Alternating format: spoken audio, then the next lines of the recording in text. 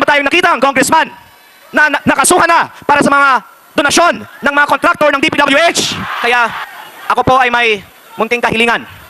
Hayaan ang Kongreso paimbestigahan ang mga campaign donations ng lahat ng mga miyembro ng Kongreso na galing sa mga kontraktor ng DPWH. Ang slogan natin ngayong araw ay We Are One.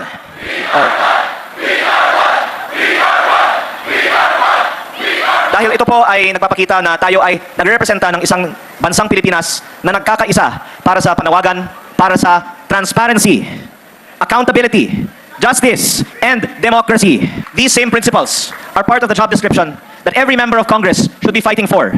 Kaya ako po ay narito para sa iilang dahilan. Unang-una po, bilang representante ng aking distrito sa Batangas, ito ang mga prinsipyo that we should be fighting for our constituents. At marami din po akong mga constituents at mga kababayang Batanggenyo na narito ngayon. At mula noong isang araw pa ay nasa EDSA. At ako po ay nag-look out for their welfare, and I can see many of us are having a very good time dito po sa Liwasang Bonifacio. Kaya kaninang umaga pa lang, nandito ako, pabalik-balik po ako, at gumawa ako ng bilang ng mga tao nandito throughout the day. At napansin ko na maraming mga hindi nabibilang. Kaninang 2 p.m. lang, ang bilang namin ay mahigit kumulang 10,000 na tayo dito nung 2 p.m. pa lang. Pero ang sinabi noon ay mga 2,000 lang noon. Ngayon, ang latest na bilang ay mahigit 15,000 na tayo dito sa Liwasang Bonifacio. At may mga kasama tayo na papasok pa lang. At mukhang aabot tayo ng mahigit 20,000 dito sa Liwasang Bonifacio on the 3rd day of our events for transparency, accountability, justice, and democracy. The third of what I'm sure will be still many more days. Dahil syempre ang kagandahan din dito sa Liwasang Bonifacio, ito ay Freedom Park. Hindi po kailangan ng rally permit. Tayo ay nagpapasalamat sa City Government of Manila na sumusuporta sa patuloy na mga meetings dito sa Liwasang Bonifacio. Palakpakan naman po natin ang City Government of Manila. Marami pong mga supporters. Si Mayor Isko dito. At sana patuloy ang suporta ng local government para kahit ilang araw pa, gusto ng ating mga kasama na kumilos dito sa Liwasang Bonifacio, pwedeng patuloy tayong kumilos dito sa Liwasang Bonifacio. Dahil alam ko marami sa atin dito, kaninang madaling araw pa lang, nandito na. At nandito pa tonight, andito pa bukas. Sabi po ng iba dito, handa tayo na manatili dito hanggang next week. Dahil kailangan natin patuloy na lumaban para sa transparency, accountability, justice, at democracy. Kasama na rin dyan ang freedom of speech, freedom of peaceful assembly, and freedom of the press. Kaya malaking bagay meron tayong mga freedom parks, at malaking bagay din na malaman ng mga kababayan natin na nanonood at home na ito ang isa sa mga pinakamalaki ng mga pagtitipon ngayong taon ng anumang grupo ng mga Pilipino na nagpapakita na napakaraming mga Pilipino sa buta ay nagkakaisa para sa transparency, accountability, justice, and democracy. Tayo po ay nakikiisa sa panawagan ni Senator Dante Marcoleta na dapat ang mga tunay na may kasalanan sa bayan ay managot at hindi dapat ipatupad ang selective justice sa ating bansa. Kaya transparency, accountability, justice, and democracy. Dahil pinalalabas ng iba na meron tayong justice sa ating bansa. Pero hindi po tunay ang hustisya sa ating bansa kapag selective lang ang hustisya. At bilang miyembro ng Kongreso, maaari kong ibahagi ang alam ng marami sa aking mga kasamahan sa Kongreso. Ang karamihan sa amin ay may malaking kasalanan sa bayan at may kaugnayan sa mga maanumalyang flood control projects. Ngunit, so far ongoing pa ang investigasyon ng ating gobyerno sa ilang mga opisyal ng DPWH, pati mga miyembro ng Senado. Sinasabi po, pinaiimbestigahan din ang ibang mga miyembro ng Kongreso. Ito ay naghihintay pa sa resulta ng mga investigasyon na ito. Ngunit, last year, nagsagawa ang Kongreso ng mga pagdinig sa flood control projects at pinutol ito noong September 24 dahil binuo na ang Independent Commission for Infrastructure. Natapos na ang trabaho ng ICI noong March 31 at hindi man lang inilabas ang report ng findings ng ICI. Kaya ako po ay naghain ng resolusyon sa Kongreso na buksan muli ng Kongreso ang investigasyon sa flood control at ipakita ng Kongreso na ito ay para sa tunay na transparency, accountability, justice, at democracy. Pero habang hindi pa pinapaliwanag kung bakit hindi pa sinisimulan muli ang mga investigasyon sa flood control, hindi maaaring sabihin na tayo ay may tunay na hustisya at accountability sa mga may kasalanan sa mga flood control projects. Kaya si Senator Marcoleta ay kinakatakutan ng marami sa gobyerno.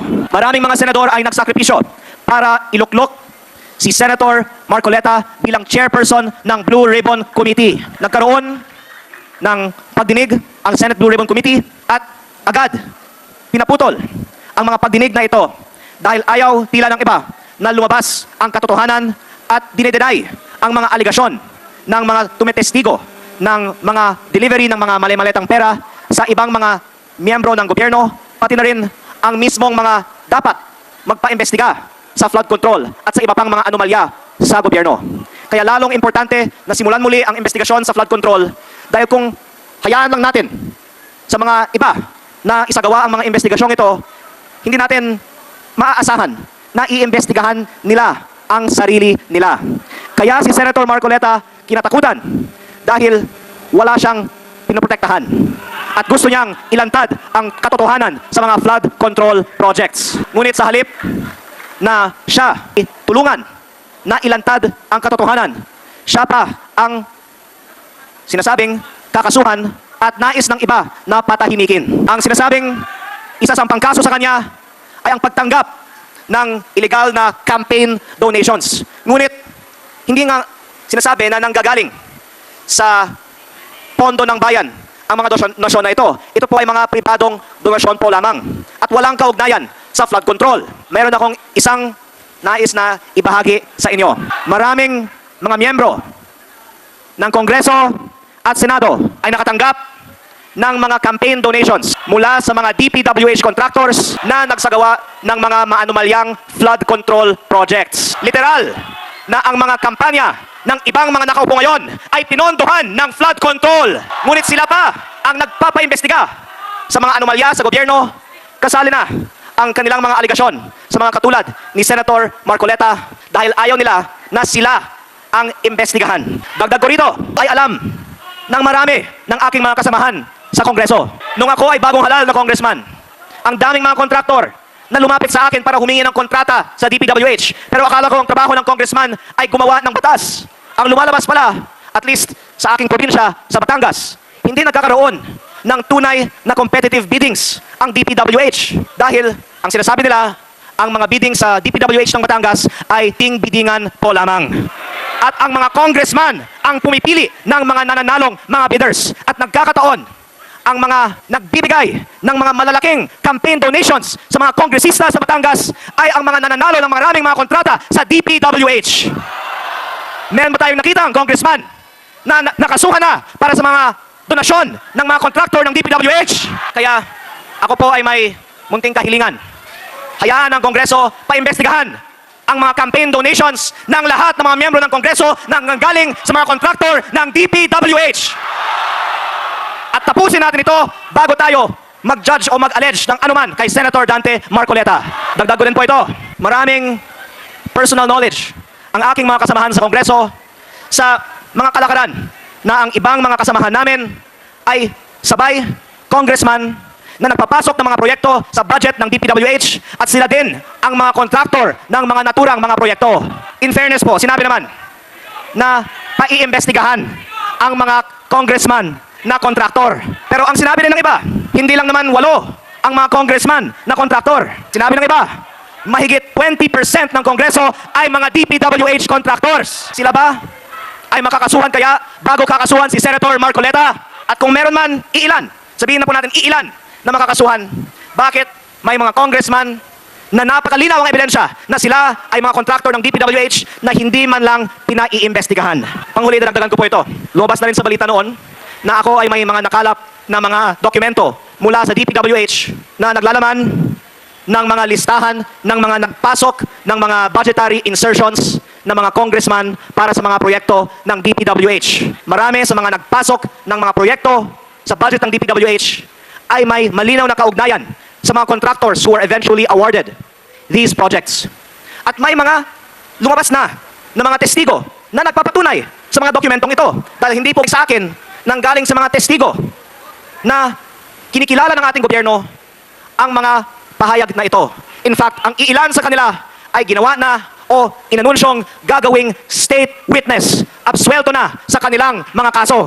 Ngunit, sa aking personal na opinion, kung gagamitin natin ang testimonya ng iilan para idawit ang iilan at ang resulta nito ay iaabsuelto sila sa kanilang sariling mga kaso, hindi tama na selective ang justice at 2 o 3 lamang ang makakasuhan gamit ng kanilang testimonya.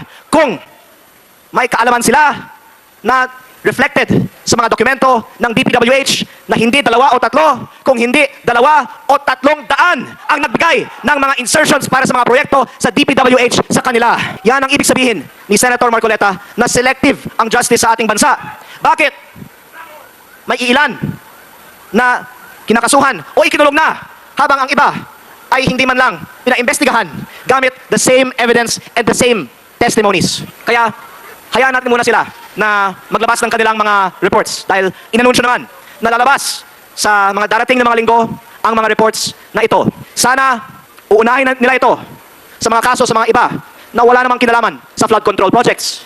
At sana pag lumabas ito, hindi lang 2 o 3, kung hindi 2 o 300 ang paiimbestigahan. Yan ang kahalagaan ng ipinaglalaban ni Senator Marcoleta at lahat ng iba nating mga kasama dito ngayong araw.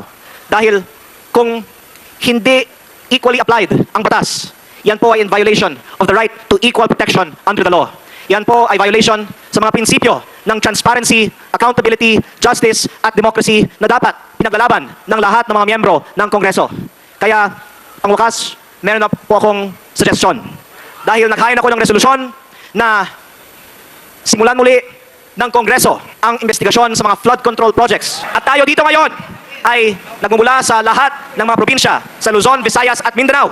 Una, gayatin natin ang ating mga congressman na makiisa sa mga panawagan ng ating pagtitipon ngayong araw. At kung hindi man lang sila dadalo dito sa Liwasang Bonifacio, sa Facebook o pag-uwi natin sa ating mga probinsya, siguro naman marami nga sa atin ay sumuporta sa mga nakaraang mga eleksyon sa ating mga kongresista. Hikayatin natin sila na sumuporta sa pagbubukas muli ng investigasyon ng mga flood control projects ng mga miyembro ng Kongreso at magtulungan para ilantad ang katotohanan sino ang nakinabang sa mga flood control projects kahit ang ating mga kasamahan sa Kongreso ay madadawit dito. At kung sila ay may kaalaman tungkol sa mga bagay na ito, sana sila mismo ay maglalantad nito. At para sa mga marami pang iba na mga kasalukuyan o dating miyembro, hindi lamang ng Kongreso at Senado, pati na rin ng ehekutibo at ng kabinete na may kaalaman tungkol sa mga anomalous flood control projects, sana makikita nila ang dami ng mga tao dito ngayon sa Liwasang Bonifacio at ang lakas ng suporta ng taong bayan para sa paglalantad ng katotohanan para ma-encourage din sila na ilantad ang katotohanan. Kaya bigyan natin sila ng konting panahon na mag-isip kung nais nila ilantad ang katotohanan themselves at kung nais nilang unahin ang mga flood control investigations kaysa sa mga investigations sa iba. Pero kung lumipas ang panahon at hindi nila tayo papakinggan, I cannot speak for everyone here, pero sa tingin ko, hindi papayag ang mga kasama natin dito sa Liwasang Bonifacio na hindi managot ang mga may kasalanan sa mga flood control projects. And we will have to take other measures to demand accountability for the wrongdoing that has been done. Pero sa ngayon, hihintayin ko po kung may gagawin silang ibang action pa at sana pakinggan nila ang mga kasama natin dito sa Liwasang Bonifacio bago sila magdedesisyon tungkol sa mga susunod pang mga hakbang sa iba nating mga kaibigan na ang nais lang ay lumabas ang katotohanan sa mga nangyari sa mga flood control projects katulad ni Senator Dante Marcoleta. Maraming salamat po at mabuhay po kayong lahat.